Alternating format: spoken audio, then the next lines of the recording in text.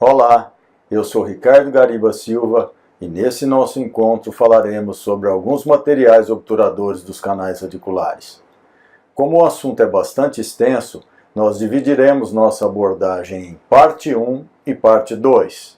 A nossa abordagem está ancorada nas seguintes fontes de conhecimento: www.forp.usp.br/restauradora.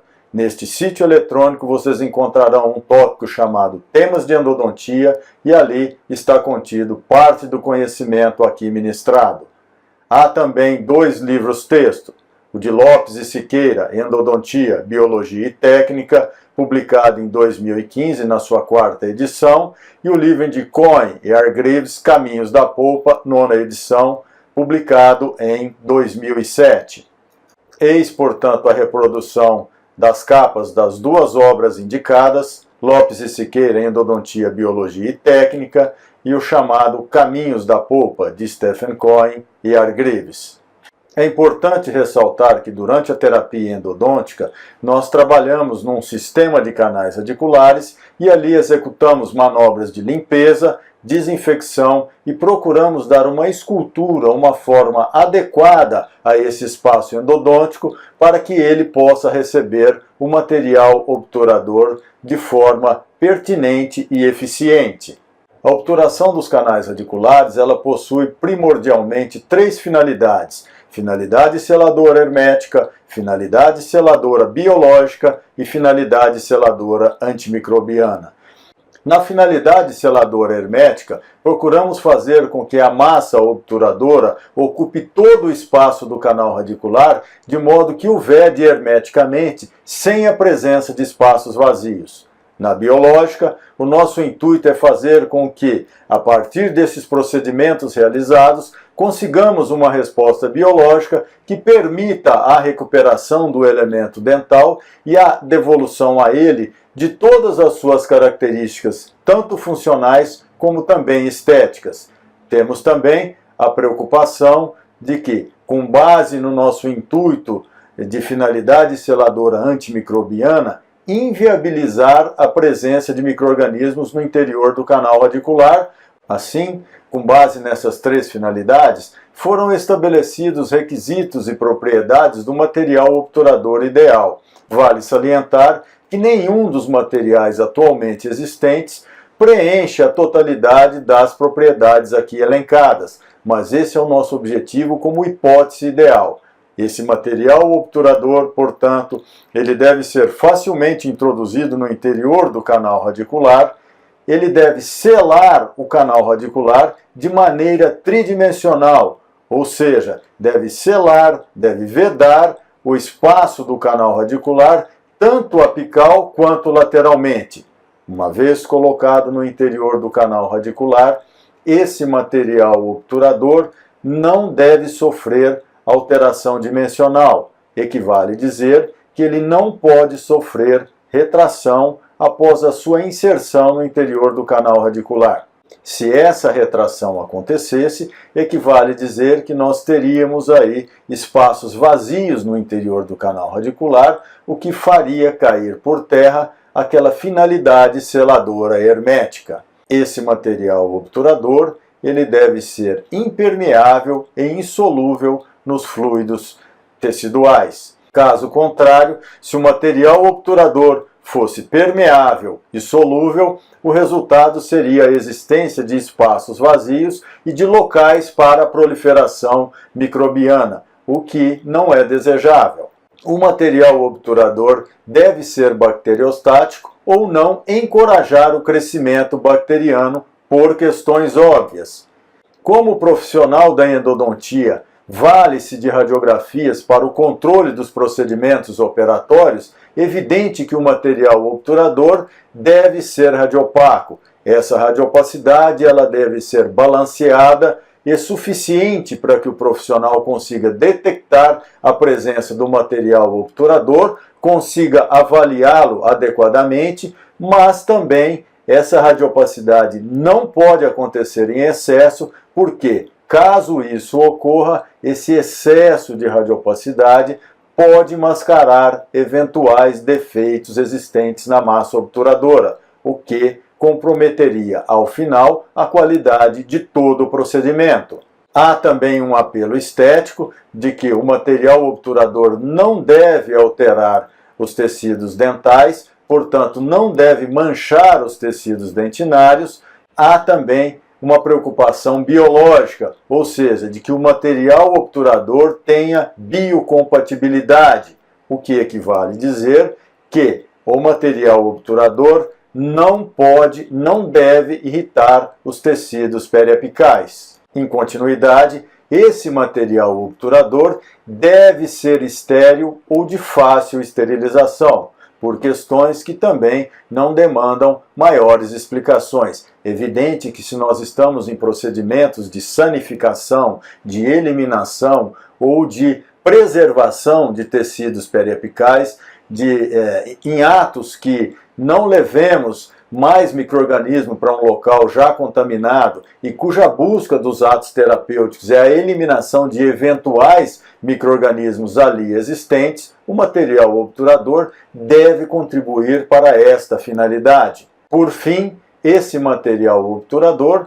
deve ser facilmente removido do interior do canal radicular quando se fizer necessário. Normalmente, há aquelas hipóteses em que há necessidade de um novo tratamento endodôntico, em que, no interior do canal radicular, existe um material obturador. Portanto, nas hipóteses necessárias, o material obturador colocado no interior do canal radicular deve ser de fácil remoção, facilitando assim novas intervenções endodônticas que se fizerem necessárias, ou até mesmo possibilitando a correção de rumos de eventuais deslizes que possam ser cometidos durante os atos endodônticos operatórios. Os materiais endodônticos são divididos entre aqueles que são levados ao interior do canal radicular em estado sólido, como gutapercha, resina e até mesmo materiais à base de prata, e aqueles que são levados ao interior do canal radicular em estado amolecido, plastificado. Insta salientar que qualquer divisão que se faça, ela é meramente didática e visa apenas e tão somente a facilitação e compreensão do assunto aqui ministrado. Não se tem aqui nenhum critério científico, e sim apenas didático, nessa divisão. Falaremos inicialmente sobre os cimentos endodônticos. Os cimentos endodônticos, para que permitam que consigamos obter aquelas três finalidades da obturação, ou seja, finalidade seladora hermética, finalidade seladora biológica e finalidade seladora antimicrobiana, ele deve ter também como hipótese ideal uma série de características que permitam que nós alcancemos boas propriedades físico-químicas do material e também boas propriedades biológicas, para que tenhamos ótima resposta por parte do hospedeiro, por parte do elemento dental, por parte do paciente e suas estruturas, de modo que, ao final, o elemento dental possa ter a devolução de todas as suas boas características, todas as suas funções e estética.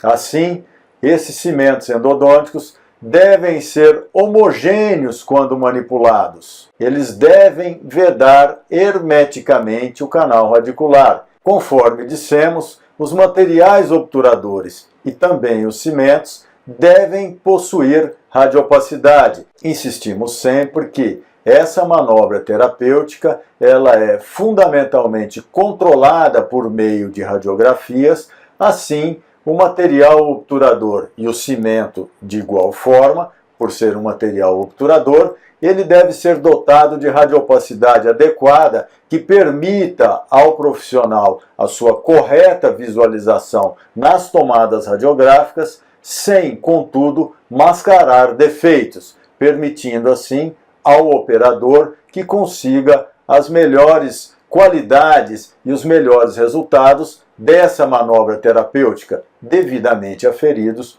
por meio de radiografias. As partículas do pó, quando o cimento obturador for apresentado por meio de pó líquido ou pó resina, as partículas desse pó elas devem ser bem finas e permitirem uma correta manipulação e que o líquido ou a resina consiga atacar adequadamente o pó e dar início à reação química de endurecimento do material. Portanto, partículas de pó bem finas é um requisito bastante importante para a correta qualidade, para a melhor obtenção das propriedades físico-químicas do material obturador, do cimento obturador que se está utilizando. Esse material obturador, esse cimento, deve ser dotado de estabilidade dimensional, conforme conversamos, conforme já salientamos quando falamos das qualidades de todos os materiais obturadores.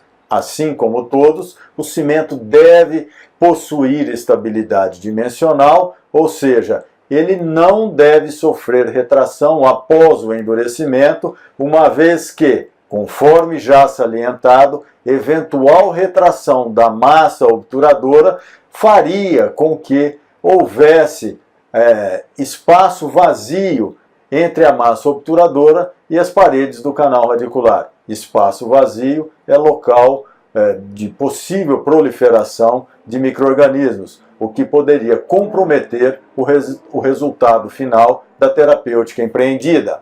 Por questões óbvias, o material obturador e o cimento, de igual forma, não pode alterar esteticamente o elemento dental. Assim, o cimento endodôntico não pode manchar o remanescente dentinário. O cimento obturador deve ser bacteriostático ou não encorajar o crescimento bacteriano. Se vocês observarem no slide, existe a palavra ali, bactericida, que não está no original preconizado por Grossman e que acrescentamos por nossa própria experiência e conhecimento obtidos a partir da literatura. Evidente que o material obturador, no caso cimento endodôntico, ele não deve só ser bacteriostático, se possível, deve ser bactericida também.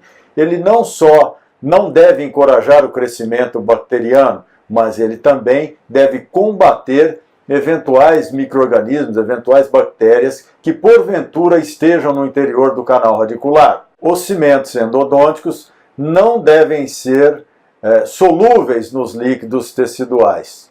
Portanto, a característica de insolubilidade nos fluidos teciduais é muito importante, até mesmo para a manutenção da integridade da massa obturadora. Solubilidade significa a ocorrência de espaços vazios ao longo do tempo, espaços esses que podem ser podem ser sítio para o desenvolvimento de micro-organismos, o que eventualmente, uma vez acontecendo, pode ou deve comprometer o resultado da terapia endodôntica. Por motivos já salientados, os cimentos endodônticos devem ser biocompatíveis, o que significa dizer que eles não devem irritar os tecidos. Eles devem ser bem aceitos pelos tecidos remanescentes, de modo que o processo de recuperação, o processo de cura ocorra normalmente. Esses cimentos endodônticos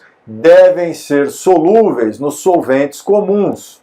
A razão desta solubilidade está no fato de que esses materiais obturadores devem permitir suas remoções do interior do canal radicular em caso de necessidade de nova intervenção endodôntica. Assim, a solubilidade em solventes comuns é uma característica bem-vinda e também necessária para que, em caso da necessidade de realização de nova intervenção endodôntica, esse cimento obturador seja removido do interior do canal radicular.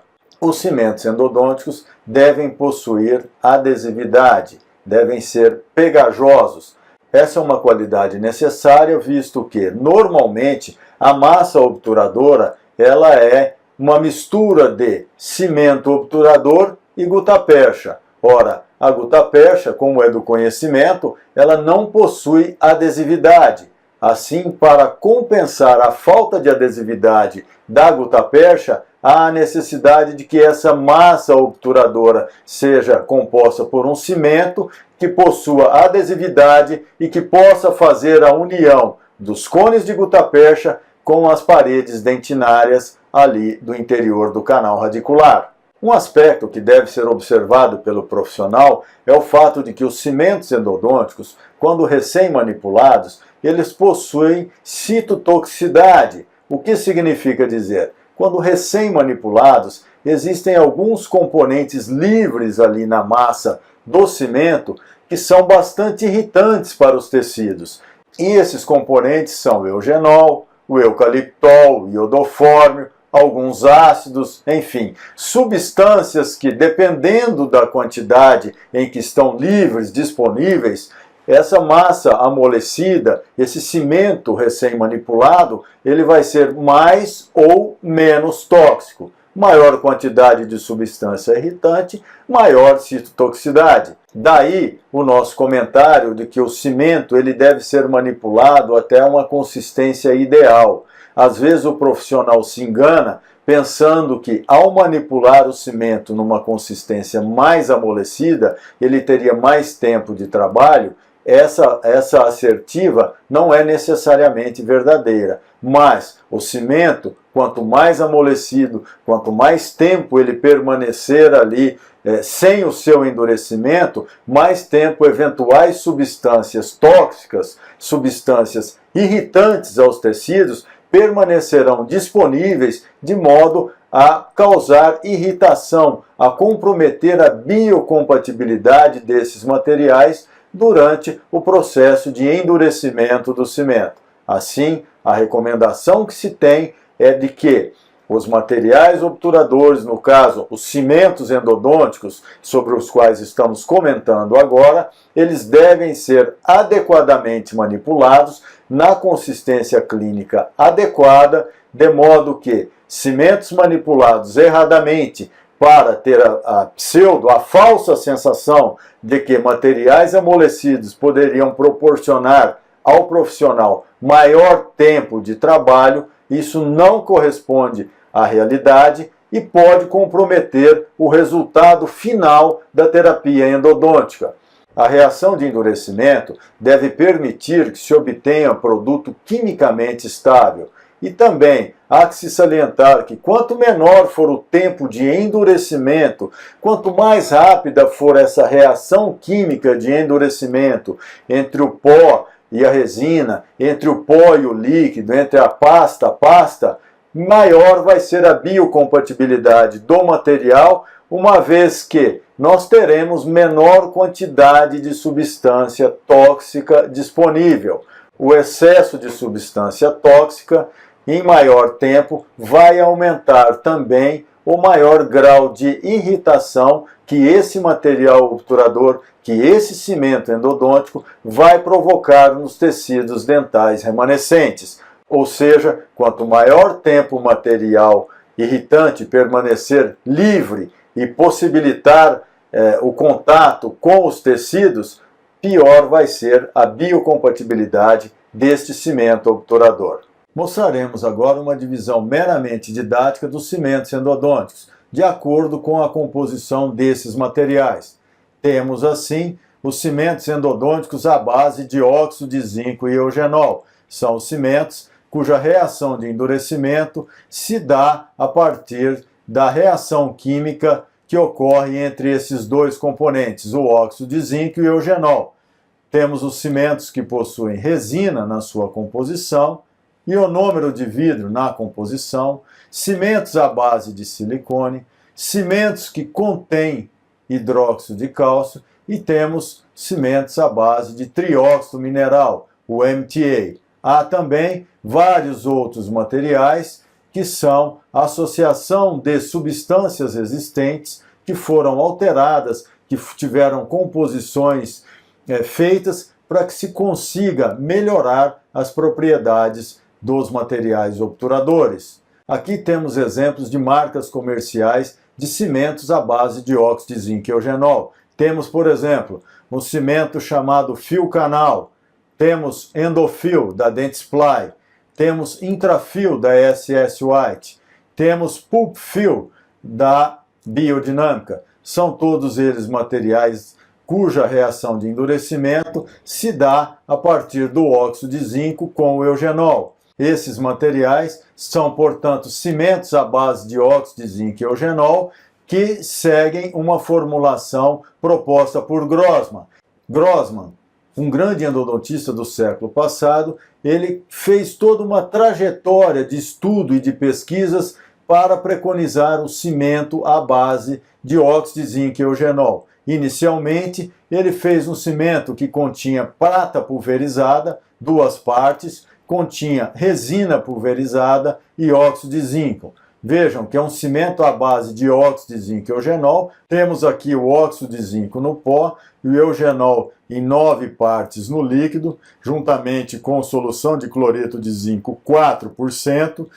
Vejam que nessa fórmula de 1936, Grossman colocou prata pulverizada que foi feita aí numa peneira de granulação 300. Ora, essa prata pulverizada, a razão para que ela fosse incorporada no cimento aqui em 1936 reside no fato de que nessa época a ciência vivia uma busca de materiais que fossem antimicrobianos. Assim, acreditava-se nas propriedades oligodinâmicas da prata. Essas propriedades oligodinâmicas, ou seja, a dinâmica a partir de partículas pequenas de prata, daí a origem da palavra oligodinâmica, acreditava-se que essa substância, a prata, combatia os micro-organismos. Motivo pelo qual, nessa época, no início do século passado, a prata esteve presente em várias formulações de materiais odontológicos. O autor Grossman preconizava que esse cimento fosse associado com os cones de prata, ou seja, um cimento que contém prata, para ser utilizado com cones obturadores de prata. Antes de manipular esse cimento, ele deveria ser vigorosamente agitado e o seu endurecimento daria em torno de 6 a 8 horas depois do início da manipulação. Ainda na trajetória, pela busca de um cimento endodôntico ideal, Grossman modificou essa formulação de 1936 e, em 1958, não havia mais prata no pó. O cimento ainda é à base de óxido de zinco e eugenol. A reação se dá entre o óxido de zinco do pó e o eugenol do líquido. A resina Stabilite aqui em 30 partes. Essa resina foi colocada aqui para que o material pudesse ter adesividade e nós temos 2 agentes radiopacificantes, que é o subcarbonato de bismuto e o sulfato de bário. Há que se salientar que o subcarbonato de bismuto, além de ser um ótimo agente radiopacificante, ele também faz com que a mistura, a massa durante a manipulação, se torne mais suave, fique mais fácil de o operador proceder ali à manipulação do material obturador. Ainda em continuidade na sua busca do material obturador ideal, Grossman faz nova alteração da fórmula. O cimento continua à base de óxido de zinco e eugenol, contém a resina Stabilite pelas suas propriedades de adesividade, contém aqui não mais subcarbonato de bismuto, mas sim subnitrato de bismuto, mantém aqui a presença do sulfato de bário e vejam, na fórmula de 58, né, nós tínhamos apenas 4 componentes e na fórmula de 62, Grossman colocou aqui o borato de sódio anidro.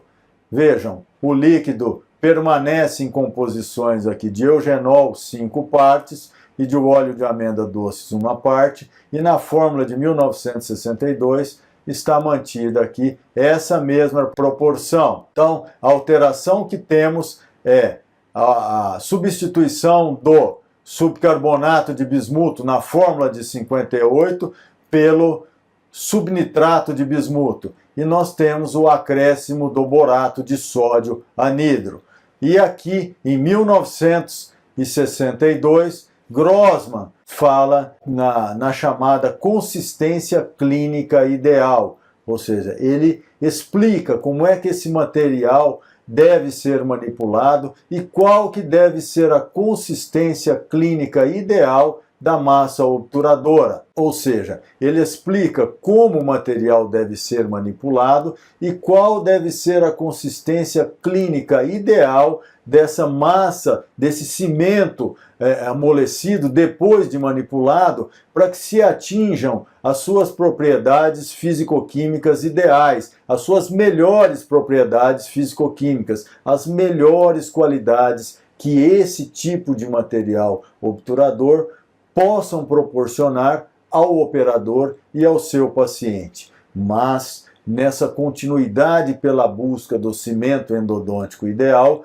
Grossman chegou à sua formulação final de um cimento à base de óxido de zinco e eugenol, fórmula essa que, até os momentos atuais, ela deveria ser seguida quando se fala em cimento obturador à base de óxido de zinco e eugenol, cuja formulação segue os preceitos de Grossman. Vejamos, ele acrescentou substâncias de modo a melhorar as propriedades físico-químicas de escoamento, adesividade e tempo de endurecimento. Ele propôs um cimento à base de óxido de zinco e eugenol, um cimento que tem 42% de óxido de zinco no pó, 27% de resina hidrogenada, 15% de subcarbonato de bismuto, 15% de sulfato de bário e 1% de borato de sódio anidro. Percebam que o líquido é eugenol puro. Então, com essa fórmula, com esses componentes, Grossman praticamente finaliza a sua trajetória de busca de um bom cimento obturador dos canais radiculares à base de óxido de zinco e eugenol. E o autor explica as finalidades de cada componente da fórmula. Então ele estabelece ali considerações a respeito de cada constituinte do pó e do líquido. O óxido de zinco do pó, ele vai reagir, o óxido de zinco do pó reage com o eugenol, é uma reação de quelação que forma um composto chamado eugenolato de zinco. Essa reação é uma reação, insistimos, de quelação que provoca o endurecimento da massa obturadora. Então, esse material ele é apresentado sob a forma de pó e líquido e a reação de endurecimento se dá entre o óxido de zinco do pó e o eugenol do líquido. Essa reação é uma reação de quelação que faz com que ocorra o endurecimento do material, do cimento. A resina hidrogenada foi colocada no pó para aumentar o escoamento do cimento, aumentar o tempo de endurecimento, aumentar a expansão do material e diminuir a solubilidade do cimento obturador. Percebam que o Grossman foi um pesquisador bastante atento e que ele tentou conhecer, tentou trabalhar ali com os componentes do cimento, da fórmula que propôs, de modo a que obtivesse a melhor qualidade possível do cimento obturador que leva o seu nome. O subcarbonato de bismuto e o sulfato de bário foram colocados como agentes radiopacificantes. Insistimos que o subcarbonato de bismuto ele faz com que a massa do cimento seja mais suave quando da sua manipulação.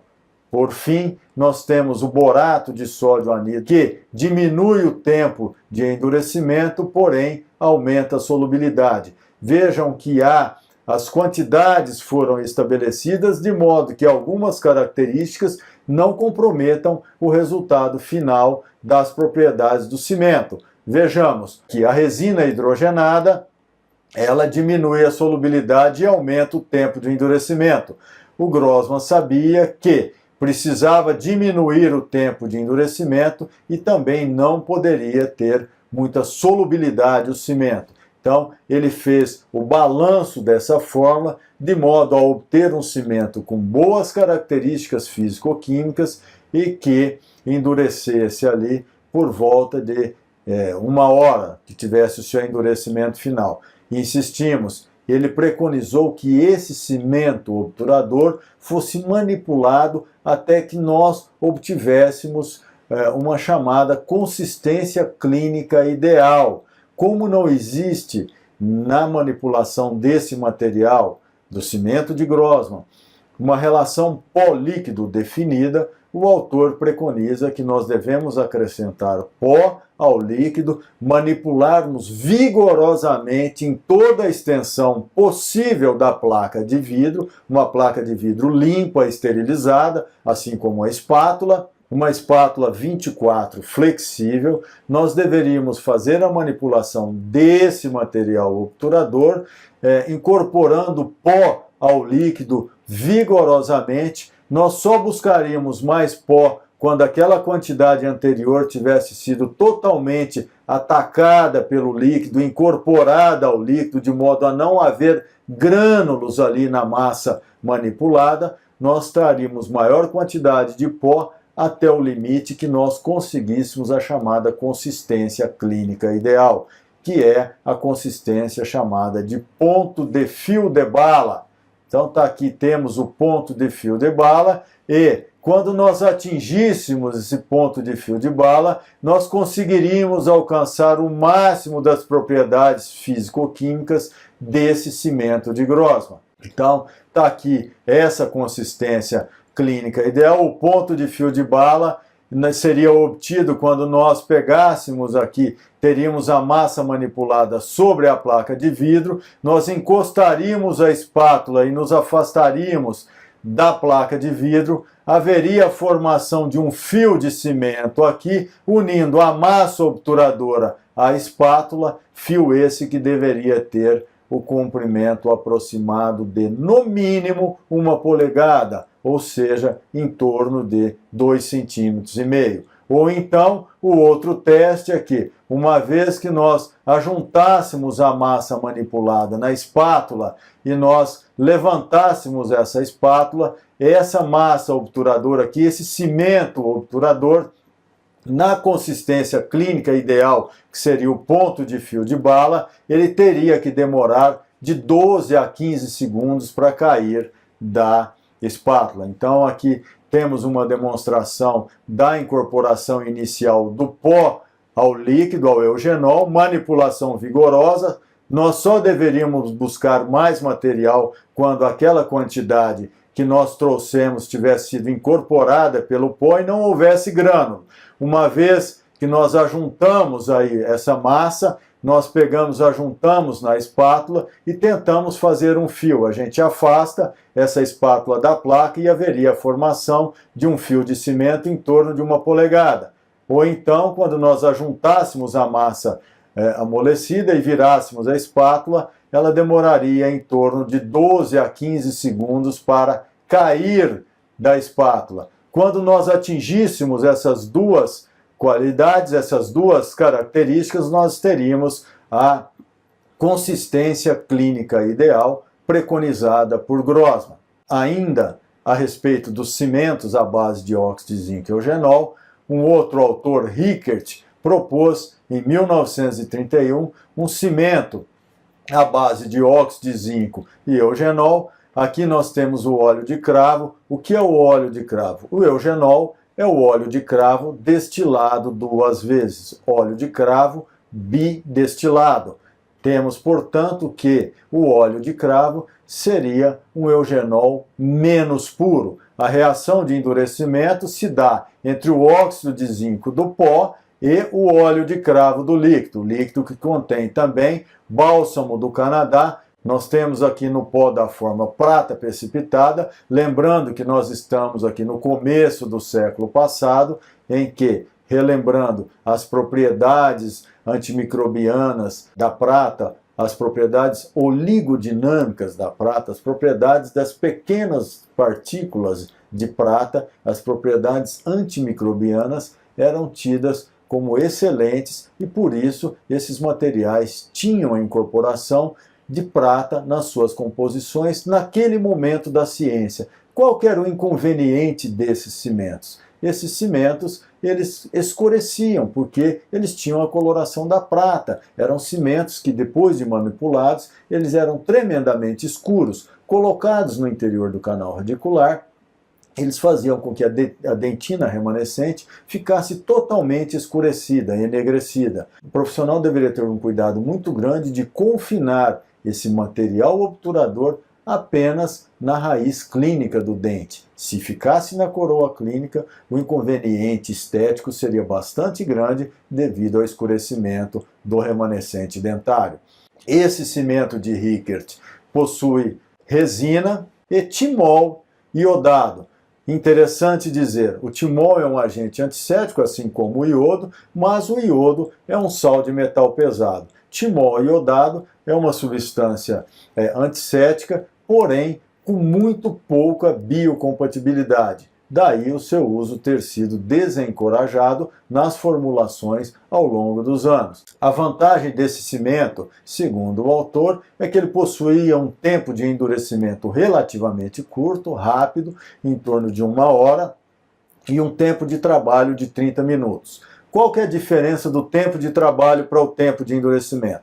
Tempo de trabalho é aquele tempo dentro do qual o profissional consegue manusear, consegue colocar o material no interior do canal radicular, levar cones principal e acessórios, fazer eventuais alterações, fazer correções ali na manobra operatória. O tempo de endurecimento seria aquele tempo final, quando nós colocássemos uma agulha de Gilmore na bancada, a massa obturadora não seria mais marcada por esse peso aí da agulha. Lógico que quando ele fala que esse tempo de endurecimento de 1 hora seria no interior do canal radicular, nas condições de temperatura e de umidade que ocorrem no interior do canal radicular. Mas essa característica aí, ela vem resolver um problema que os materiais tinham, que é a eliminação rápida do eugenol livre, de modo a aumentar a biocompatibilidade desse material. Interessante dizer que, durante muito tempo no Brasil, esse cimento foi utilizado, essa formulação com prata foi utilizada devidamente com um acréscimo, melhor dizendo, de uma substância anti-inflamatória, o derivado de uma cortisona. Então, no Brasil, fez-se a adaptação do cimento de Rickert, né, com o acréscimo de uma cortisona, que tem um grande efeito anti-inflamatório, e esse cimento foi chamado de N-Rickert. Ou seja, esse N foi colocado para diferenciar, para indicar a presença dessa cortisona, desse agente anti-inflamatório, né? E foi utilizado no Brasil durante muito tempo aqui pelas escolas, pelos dentistas, principalmente originados ali da escola de São Paulo. Vejam que nós temos aqui um cimento de Rickert presente no mercado americano, que é o Pulp Canal Sealer, e nós temos o Pulp Canal Sealer e o Pulp Canal Sealer EWT, Extended Work Time, ou seja, com um tempo de trabalho mais alongado. Evidente que a formulação desses cimentos, ela constitui segredo industrial, mas eles são tidos como a base de óxido de zinco e de eugenol. Está aqui o óleo de cravo e o bálsamo do Canadá, exatamente como preconizou Rickert lá no início do século passado, mas percebam que na formulação do pó nós temos aqui óxido de zinco, prata precipitada, subcarbonato de bismuto e sulfato de bário, porém nós não temos a indicação de quantidades. Portanto, são fórmulas de segredo industrial que nós não sabemos ao certo se realmente é isso que elas contêm. Essa é a indicação, porém a efetiva comprovação não está ao nosso alcance. Aqui o N indicando que houve alteração da formulação de Rickert, nós temos um cimento à base de óxido de zinco e eugenol. Na formulação original era o óleo de cravo. Aqui nós já temos a presença indicada do eugenol e temos também a presença de resina, né, e de prata precipitada. Esse cimento de N. Rickert aqui, por definição, deveria ter aí a presença de uma cortisona, de um derivado da cortisona e que não está indicada na formulação, mas sabemos que foi essa situação que os autores que propuseram essa modificação, com o acréscimo da cortisona como anti-inflamatório, procuraram melhorar as respostas biológicas desse material. O inconveniente segue aqui presente, que é a presença da prata. Prata esta que provoca alterações estéticas, provoca o escurecimento do remanescente dental. Daí se depreende que, se o profissional se vale desse tipo de material, ele deve limpar vigorosamente, ele deve eliminar todo e qualquer traço desse material na coroa clínica do remanescente dental. Caso contrário, haverá o inconveniente do escurecimento do remanescente dentário. Nós temos aqui o endometazone, que é um cimento da Septodont, que é a base de óxido de zinco e eugenol, cuja formulação também é segredo industrial, mas ele é tido como tendo dexametasona, que é um derivado da cortisona, assim como a hidrocortisona. Então nós temos dexametasona e hidrocortisona, temos agentes aqui antimicrobianos altamente tóxicos, que são iodo e timol. Então nós temos o diiodo-timol, nós temos óxido de chumbo também altamente tóxico, além da presença de paraformaldeído. Esse derivado do formol é pouco biocompatível. Temos como agente radiopacificantes sulfato de bário e subnitrato de bismuto. Segundo o fabricante, o tempo de endurecimento é de aproximadamente 2 horas, ou mais especificamente em torno de 115 minutos. Temos aqui uma outra marca comercial, Tublecil, da Cybroendo, só que é um cimento à base de pasta-pasta, sua apresentação em forma de uma pasta base e outra pasta aceleradora, que contém óxido de zinco, sulfato de bário e resinas oleosas. Temos o inconveniente da presença do timol, temos trióxido de bismuto, óleos, eugenol e resina polimerizada e anidalina. Vejam que o tempo de trabalho, segundo o fabricante, é em torno de 30 minutos e o tempo de endurecimento de 60 minutos. Insistimos, tempo de trabalho é aquele tempo disponível para que o profissional execute as suas operações, ali, as suas manobras terapêuticas, manipulação, coleta do material e sua inserção no interior do canal radicular, colocação de cones, tomadas radiográficas, enfim. O profissional tem 30 minutos para fazer isso, depois não consegue mais. E o endurecimento final na cavidade oral, nas condições de temperatura e umidades no interior do canal radicular, se dá em torno de 60 minutos. Lembrando que, ou melhor, relembrando que, quanto menor o tempo de endurecimento, menor tempo as substâncias irritantes ficarão em contato com os tecidos remanescentes e melhor será a resposta biológica ao material. Ainda os cimentos à base de óxido de zinco e eugenol,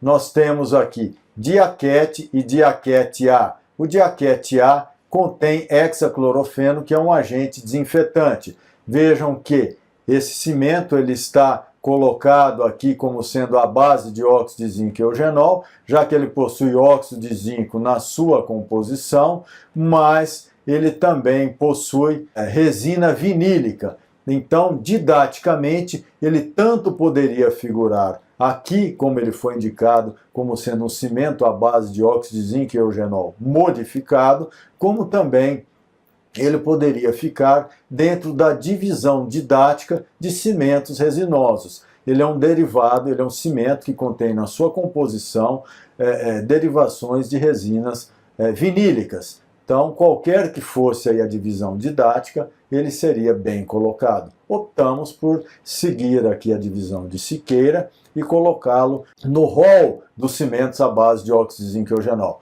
Portanto, ele se apresenta sob a forma de pó, que contém fosfato de bismuto e óxido de zinco. Isso aqui é agente radiopacificante. E resina. Então, nós temos o pó e a resina, e a composição da resina é essa, hexaclorofeno, nesse caso aqui o diaquete A, que contém hexaclorofeno.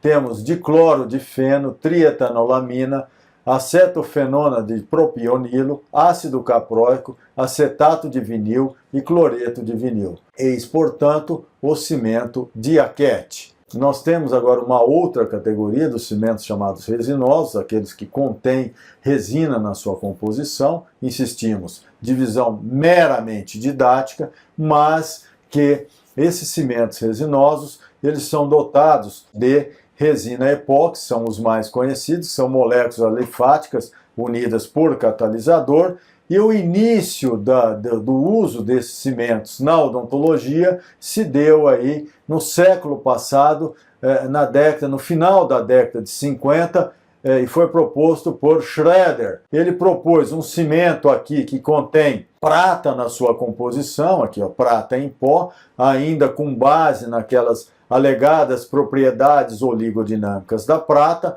Então esse cimento de Schroeder tinha inicialmente prata na sua composição, depois tinha dois agentes radiopacificantes aqui, que são o óxido de bismuto e o dióxido de titânio, e a hexametilenotetramina. Essa hexametilenotetramina é o catalisador da resina de bisfenol A. Atualmente, essa resina sofre um ataque no mercado americano, e nos símbolos de reciclagem aqui, né, quando tem o número 3 e o número 7, eles são indicadores de que o material contém resina de bisfenol na sua composição, e eles são tidos como cancerígenos, porém são aceitos para o uso odontológico, talvez porque a quantidade é mínima e o contato com o tecido também é mínimo. Esse material se polimeriza e tem uma ótima estabilidade dimensional, mas o uso do bisfenol em copos plásticos, em mamadeiras, em chupetas para criança, coisas dessa natureza, em escovas de dente, esse tipo de resina, de plástico, vamos dizer assim, ele é totalmente desencorajado assim, durante o longo do tempo. Então, o uso de longo tempo, porque é um material que pode liberar substâncias, principalmente quando aquecido. Então, se você pega um copinho de café, que recebe um café quente, ou então até mesmo um leite quente, a liberação seria maior. Então fiquem atentos, substâncias plásticas com o símbolo da reciclagem, cujos números internamente sejam 3 e o 7, no mercado americano, tem o uso desencorajado. E aqui nós temos, pois, a formulação de Schroeder. Vocês vão ver que depois ele lançou, preocupado com o inconveniente estético provocado pela prata, pelo escurecimento do remanescente dental, Schroeder removeu a prata da formulação que ele propôs. Então aquela primeira formulação era conhecida comercialmente como AH26, ele posteriormente propõe uma alteração, esse novo material recebe o nome de AH26 Silver Free, ou seja, sem prata, cuja composição está aqui. Nós temos na resina, vejam que a apresentação é em forma de pó e de resina, nós temos o pó e a resina. O pó contém óxido de bismuto como agente radiopacificante e hexametilenotetramina. Essa hexametilenotetramina é o catalisador que inicia a reação de polimerização da resina de bisfenol A. Esse cimento também não tem uma relação pó-líquido definida, diferentemente dos cimentos à base de óxido de zinco e eugenol. Aqui o procedimento é de aglutinação. Vejam que o operador deve trazer quantidades de pó e manipular vigorosamente. Não há necessidade de que se use toda a placa. Pede-se emprestado também aquele conceito de consistência clínica de Grossman, levantando, fazendo o fio de 1 polegada, e quando colecionado, demora de 12 a 15 segundos o cimento para cair da espátula. Esse tipo de material, está aqui o AH26, aqui é uma formulação que veio depois, derivada do AH26, o AH+, temos que entender que esses cimentos, quando nós estamos manipulando, nós vamos fazer essa manipulação aqui conforme indicado. Ela é uma manipulação muito pesada, principalmente em ambiente frio. Para facilitar essa manipulação, o profissional pode aquecer a placa de vidro. Ele pode colocar, vez por outra, essa placa sobre uma chama, e esse aquecimento da placa permite que se acrescente mais pó ao líquido, ou à resina, melhor dizendo, e quanto mais pó se acrescenta à resina e se manipula, faz uma homogeneização correta, melhor vai ser a radioopacidade final do cimento obturador manipulado. Aqui temos então o H26 e uma derivação dessa fórmula, o AH+. Nós temos aqui o AH26, né, aqui pela Dentsply, AH26. Vejam que a formulação ele é apresentado sobre pó, sob a forma de pó e de resina, uma outra formulação, pó e resina, uma outra apresentação. Aqui temos o AH+, que é um cimento à base de resina epóxi, atualmente muito difundido e muito aceito pela comunidade acadêmico-científica, e que ele é apresentado sob a forma de duas pastas. Então nós temos aqui as duas pastas que são colocadas em igual quantidade sobre uma placa de vidro, ou então sobre um dispositivo para manipulação, ou então nós temos aqui um dispositivo chamado aqui o H+ Jet, que dispensa iguais quantidades já misturadas aqui na ponta, que o profissional faz só a homogeneização. Evidente, esse cimento aqui, insistimos, muito aceito e festejado atualmente pela comunidade acadêmico-científica, tem na sua composição segredo industrial. Então, é tido que temos uma pasta aqui com resina epóxi e uma pasta com amina. E essa seria, então, uma resina de epóxi, as composições, tungstato de cálcio, óxido de zircônio, aerosil e pigmentos. Nós teríamos aminas aqui, né, como componentes aqui das pastas de amina, aqui, ó, 3 tipos de amina, tungstato de cálcio, óxido de zircônio, aerosil e óleo de silicone. E insistimos, a reação se dá pela catálise da amina sobre a resina de bisfenol A, formando o polímero. Em continuidade, nós temos uma resina Hydron, chamada hidrofílica e à base de metacrilato, que é apresentada sob uma forma de seringa, cujo pó tem sulfato de bário e peróxido de benzoíla, e a resina é o poli-2-hidroxietil-metacrilato. Nós temos várias marcas de cimentos obturadores à base de resina de metacrilato, como, por exemplo, o Epiphany SE, que é self-etched, ou seja, autocondicionante, e o Real Seal, são cimentos cujas composições são segredos industriais, mas que são tidas como sendo resinas à base de metacrilato com várias outras composições. Então nós podemos ver aqui o Epiphany, que tem um primer para fazer condicionamento, depois aplica-se a resina líquida, e ele é um cimento dual, ele é alto e fotopolimerizável, depois aplica-se o cimento com um cone de plástico, com um cone de resilon no seu interior. Depois de polimerizado, esse cone e o cimento formam uma massa única, um conceito de monobloco. Aqui temos o Epiphany SE autocondicionante, que se aplica de uma vez só com o cone de resilon, lembrando que Epiphany e Epiphany SE são marcas da Pentron e o Real Seal da Cybron Endo. Nós temos aqui o Real Seal autocondicionante, à semelhança do Epiphany. Nós temos aquele em que se aplica o primer e depois a resina líquida, e temos o autocondicionante que já sai pronto para uso aqui, devidamente misturado pela extremidade aqui, que faz a dose correta de cada componente. Temos também, ainda à base de metacrilato da Ultradent, o Endorres, que também possui as pontas aqui para serem utilizadas. Nós temos as duas pastas que são misturadas no bico aqui, que é o bico dosador e dispensador, que já faz com que sejam misturadas quando da dispensa. Aqui seria um kit de reposição aqui do EndoRes. Nós temos duas passas, que na hora que nós apertamos o êmbolo, ele dispensa quantidades iguais de passas que são misturados aqui no bico dosador.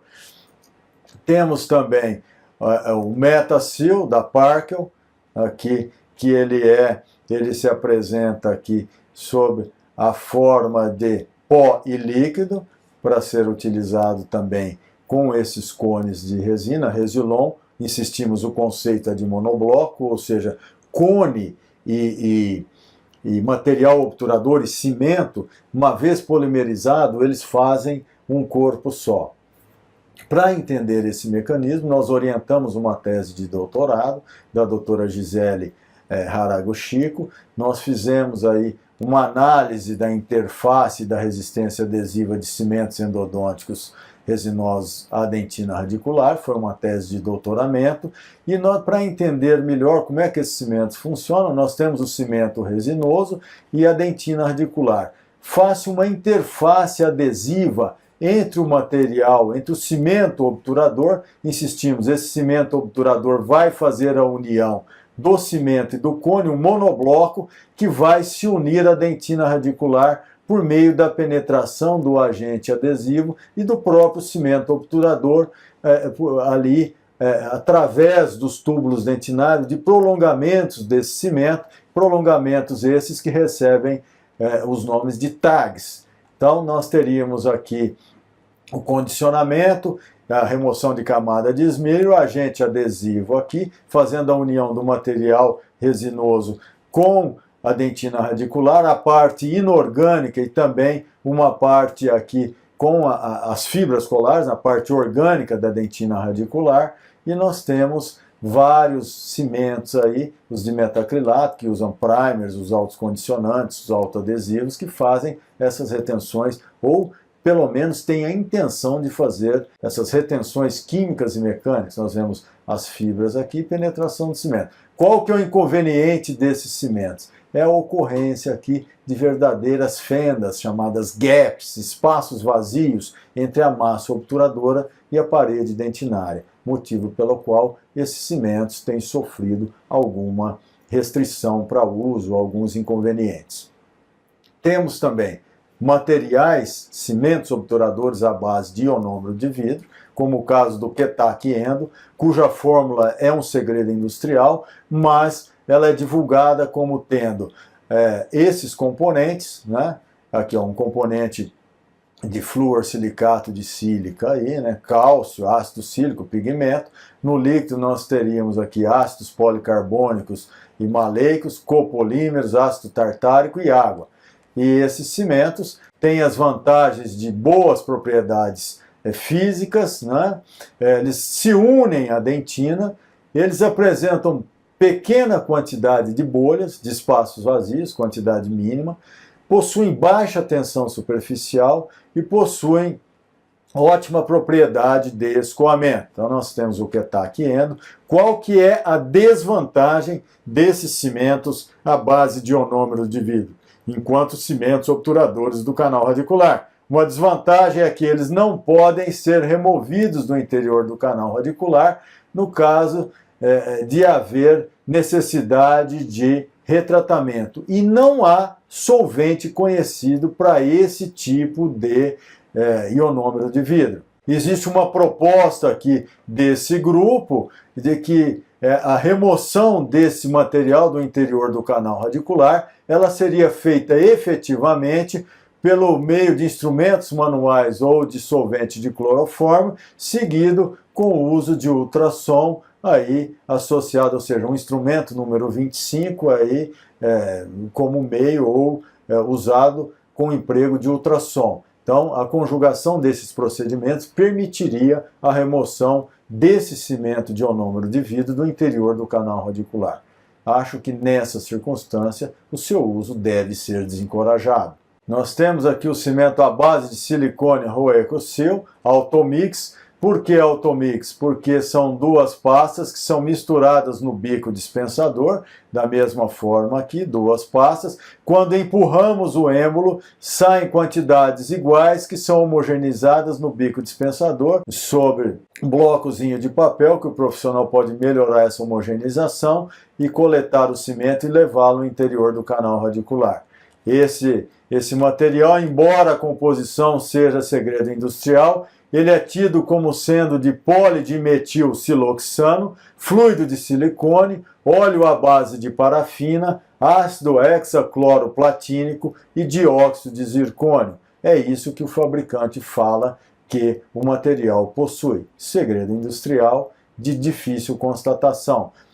Temos também o Gutaflow, que seria a gutapercha moída aí em fragmentos em torno de 30 micrômetros, que é associada a um cimento de polidimetilsiloxano, óleo de silicone, óleo de parafina, agente catalítico de platina, dióxido de zircônio, nanopartículas de prata como conservante e corante. Esse material vem aqui em duas substâncias que são dispensadas na medida em que acionamos o êmbolo e são misturadas aqui no bico dispensador. Segundo o fabricante, possui tempo de trabalho de 15 minutos. Insistimos, esse tempo de trabalho é o tempo no qual o profissional pode se dedicar ali a realizar as manobras operatórias e o endurecimento final se dá em torno de 25 a 30 minutos. Há também os cimentos que contêm hidróxido de cálcio na sua composição.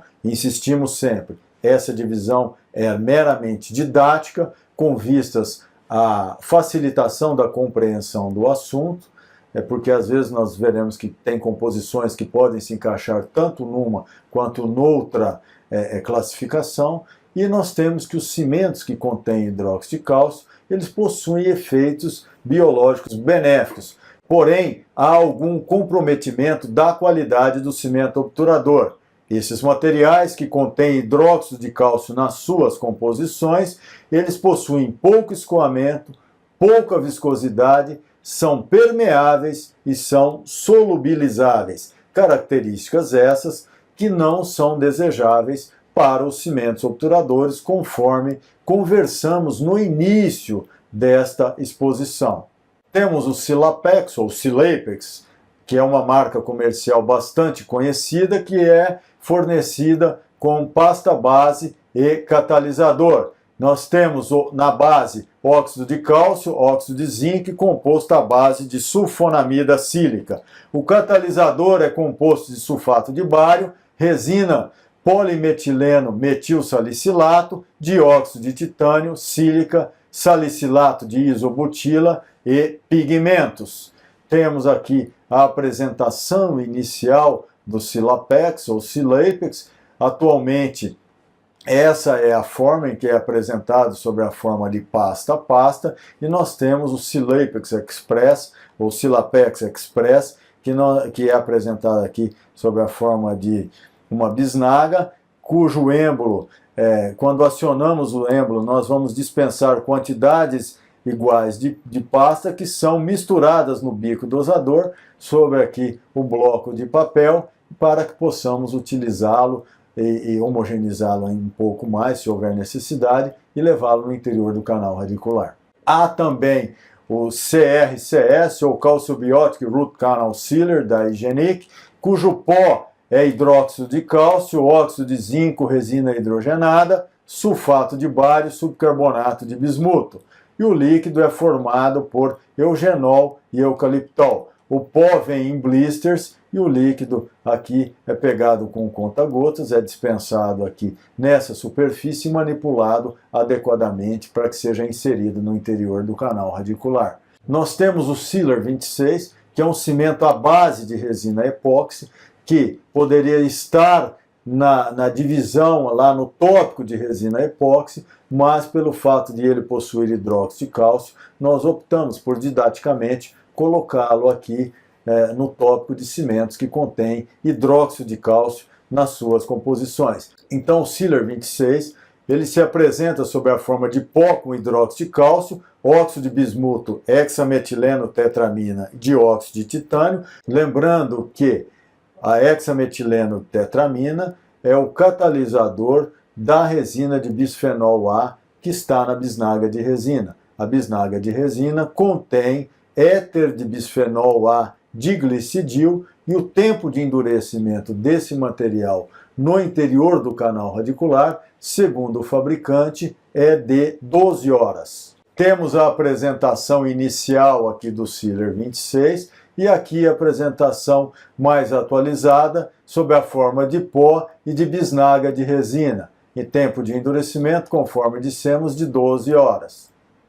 Outro cimento é o Apexite Plus, que é a base de hidróxido de cálcio, possui colofone hidrogenada, dióxido de silício, óxido de cálcio, óxido de zinco, fosfato tricálcico, estearato de zinco na sua pasta base, e no catalisador nós temos salicilato de trimetil hexanodiol, carbonato de bismuto, óxido de bismuto, dióxido de silício, salicilato de 1,3-butanodiol, colofônia hidrogenada, fosfato tricálcico e estearato de zinco. Então está aqui a apresentação do Apexite sob a forma das duas pastas que são misturadas no bico dosador e para que seja colocado no interior do canal radicular. Outro cimento obturador que contém hidróxido de cálcio é o cimento da Septodont Acrocil. Ele contém hidróxido de cálcio, hexametilenotetramina e éter de bisfenol A diglicidil com equinoxolona, que é o ácido glicirretínico. Tem efeito antissético e anti-inflamatório. Segundo o fabricante, esse material endurece entre 16 e 24 horas. São duas pastas que possuem um êmbolo comum para dispensar quantidades iguais de material que são misturados aqui no bico dosador. Se houver a necessidade de maior homogeneização, em cima de uma placa ou de um bloco de papel, e depois inserção no interior do canal radicular. Temos os cimentos à base de MTA, de trióxido mineral agregado, cujos componentes principais são o silicato tricálcio, silicato dicálcio, aluminato tricálcio, ferroaluminato tetracálcio, sulfato de cálcio diidratado, que seria o gesso, e óxido de bismuto como agente radiopacificante. Essa substância, o MTA, é feito a partir da combinação de 80% do cimento de Portland e 20% do óxido de bismuto. Esse 20% de óxido de bismuto aqui foi acrescentado ao cimento Portland para que seja conferida radiopacidade ao material. Essa é a fórmula que foi patenteada pelo pesquisador Tora Binejar. Então, segundo Tora Binejar, ele acrescentou óxido de bismuto na quantidade de 20% ao cimento Portland, esclarecendo, cimento Portland é esse cimento aí utilizado na construção civil.